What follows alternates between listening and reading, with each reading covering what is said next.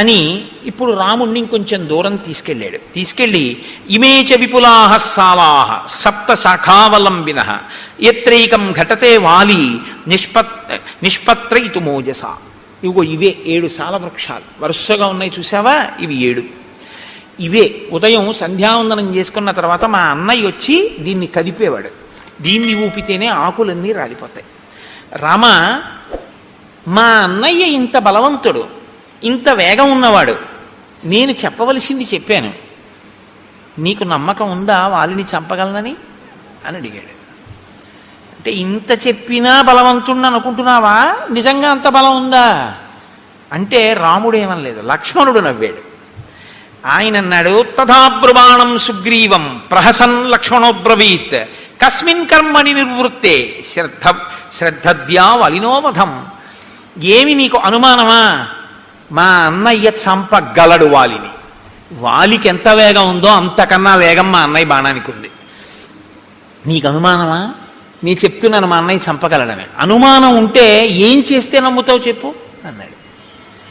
ఇప్పుడు ఏమనాలి నిజంగా నమ్మకం ఉంటే? లక్ష్మణుడు ఈ మాట అన్న తర్వాత సరే అయితే రామ నేను యుద్ధానికి ఎడతానన్నది. కానీ ఆయన అలా అనలేదు. సుగ్రీవుడు అన్నాడు, నువ్వు ఒక్క బాణంతో ఒక సాలవృక్షాన్ని కొడితే నేను నమ్ముతాను. ఒక బాణంతోటే కొట్టాలి, ఒక్కసారి విడిచిపెట్టాలి. ఆ బాణం ఒక సాలవృక్షాన్ని కానీ కొట్టగలిగితే నువ్వు మా అన్నయ్యని కొట్టగలవు అని నేను నమ్ముతాను. ఎందుకంటే ఒక సాలవృక్షాన్ని కలిపితే ఆకులు రాలేవి కాబట్టి వాలికి. 2 ఈ దుందుబి అస్థిపంజరం ఉంది చూసావా, దాన్ని మా అన్నయ్య ఎత్తి 2 చేతులతో యోజనం దూరం విసిరాడు. నువ్వు నీ కాలి బొటన వేలుతో దీన్ని ఎత్తి 200 ధనస్సుల దూరం విసిరి చూస్తానంటే 400 గజాలు విసిరితే నేను నమ్ముతాను అన్నాడు. అంటే సుగ్రీవుడికి నమ్మకం కలిగించడానికి ఆయన కర్మ అండి రామచంద్రమూర్తికి, ప్రయోజనం సుగ్రీవుడిది, పరీక్ష రామచంద్రమూర్తికి. అంత బలం ఉందా లేదా ముందు నాకు చూపించు అంటే డ్రైవింగ్ లైసెన్స్కి బ్రేక్ ఇన్స్పెక్టర్ గారి ముందు ఒకసారి స్కూటర్ నడిపినట్టు సుగ్రీవుడి ముందు రామచంద్రమూర్తి తన విలువిద్యని ప్రదర్శిస్తున్నారు. ఎటువంటి మహానుభావుడు, ఎటువంటి స్థితి. కాబట్టి ఇప్పుడు ఆయన అన్నాడు, సరే నీకు నా బలం తెలియాలి అంతే కదా. అంటే వెంటనే సుగ్రీవుడు అంటాడు, అయ్యయ్యో మీ బలం నాకు తెలియక కాదు, మీరు దేవేంద్రుడు అంతటి బలవంతులు. మీరు దేవేంద్రుడిని ఏమిటి 3 లోకములను నిగ్రహిస్తారు, అంతటి బలపరాక్రమములు ఉన్నవారు. దశరథ మహారాజు గారి కొడుకు, మహానుభావుడివి, అస్త్రశస్త్రములు ఎరిగినవాడివి.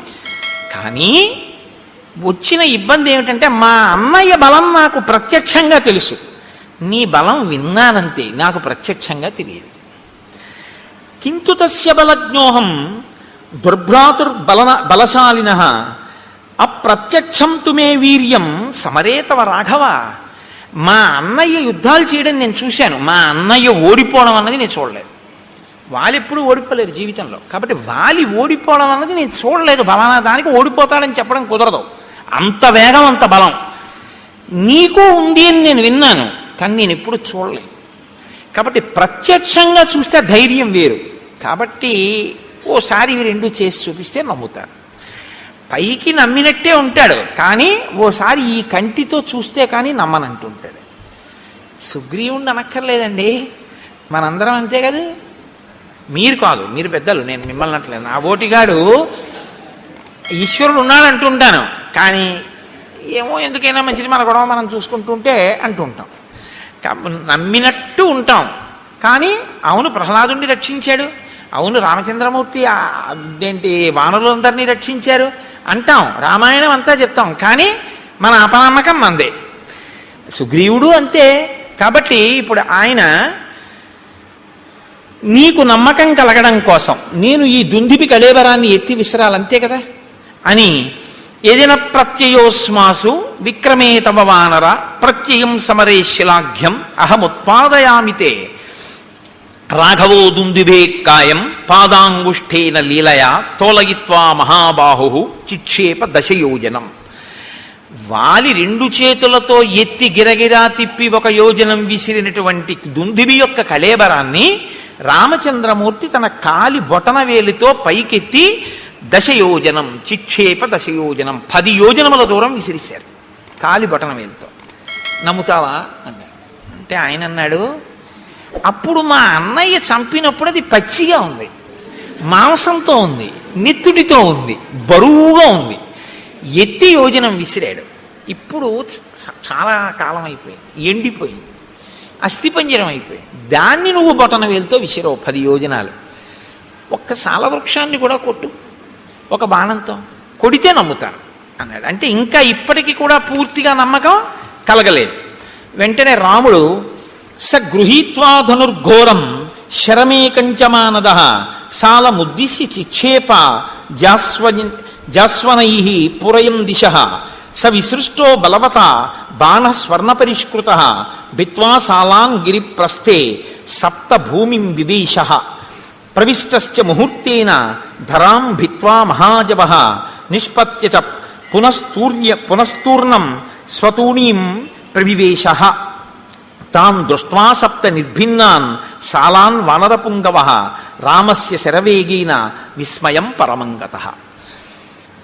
నీకు నమ్మకం కల్పించడానికి ఒక సాలవృక్షం కొట్టాలి ఒక బాణంతో, అంతే కదా అని ఒక ఘోరమైన బాణాన్ని తన అమ్ముల పొదలోంచి తీసి వింటినారికి సంధించి ఆకర్ణాంతము లాగి ఆ బాణాన్ని సాలవృక్షముల మీదకి ప్రయోగించాడు రాముడు. అది ఒక ముహూర్త కాలంలో, అంటే అనే లోపల 7 సాలవృక్షములను కొట్టి ఎదురుగుండా ఉన్న పర్వతము యొక్క శిఖరములను కొట్టి పాతాళలోకంలోకి వెళ్ళి పాతాళలోకాన్ని దర్శించి మళ్ళీ పైకొచ్చి రామచంద్రమూర్తి యొక్క అమ్ముల పొదిలోకి చేరిపోయింది ఒక ముహూర్తంలో. ఇది చూశాట. చూసి ఒక్కసారి విస్మయం పరమంగత. అబ్బా, ఇంత వేగమా రాముడి బాణానికి? మా అన్నయ్యదే వేగం అనుకున్నాను. అమ్మో, ఇలా అనేటప్పటికీ బాణం 7 సాలవృక్షములను కొట్టి పర్వతాన్ని కొట్టి ఛేదించి భూమిలోకి పాతాళంలోకి వెళ్ళి పాతాళ వివరాన్ని చూసి మళ్ళీ పైకొచ్చి అక్షయబాణ తూణీరంలోకి వెళ్ళిపోయి చేరిపోయింది. ఇప్పుడు ఇక నిలబడలేదు. ఇప్పటిదాకా ఆయన్ని నిలబెట్టి తను కూర్చుంటాడు. ఇప్పటిదాకా కొమ్మ కొట్టి ఆయన్ని ఇలా కూర్చో అని తను కూర్చోబెడతాడు. ఇప్పుడు చూశాడు రాముడంటే ఏమిటో. ఇప్పుడేం చేశాట?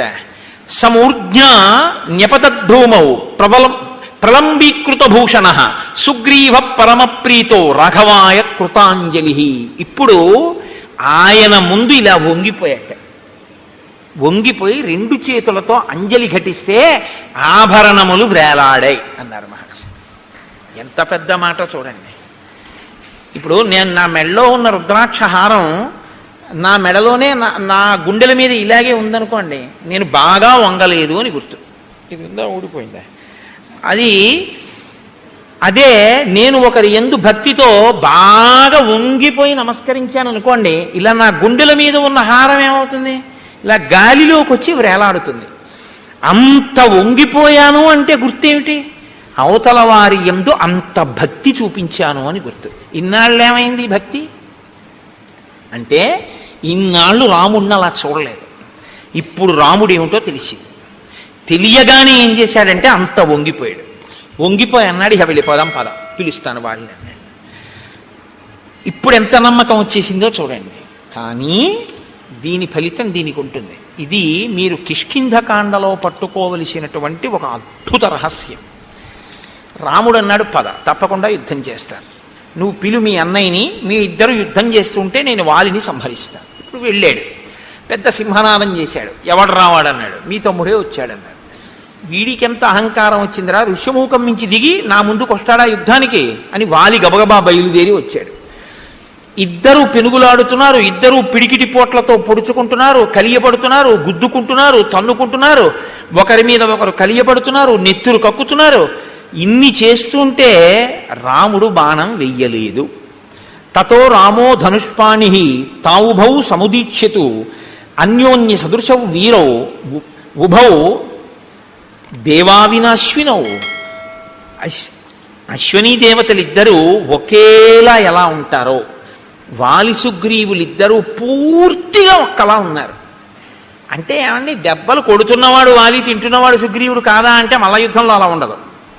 ఇద్దరూ కొట్టుకుంటూ ఉంటారు, ఇద్దరూ గుద్దుకుంటున్నారని మహర్షి చెప్పారు. కాబట్టి అంత మెరుపు వేగం కలిగినటువంటి బాణాన్ని రాముడు ఇతనే వాలి అనుకుని వేసేస్తే అది సుగ్రీవుడి మీద పడిపోతే ఇప్పుడు రాముడి పట్ల ఎంత అధర్మం అయిపోతుంది, మిత్రఘాతకుడు అయిపోతాడు. కాబట్టి తతోన కృతవాన్ బుద్ధిం మోక్తుమంతకరం శరం, అది వేస్తే దెబ్బ తగలడం కాదు, అది చంపేస్తుంది మనిషిని. కాబట్టి బాణాన్ని వేయలేదు, ఆగిపోయాడు రాముడు. ఇప్పుడు తినవలసినన్ని దెబ్బలు తినేసి పారిపోయాడు ఋషిముఖ పర్వతం మీదకి. పారిపోయి కూర్చున్నాడు తల వంచుకొని. మళ్ళీ రామలక్ష్మణులు వీళ్ళు మంత్రులు వెళ్ళారు.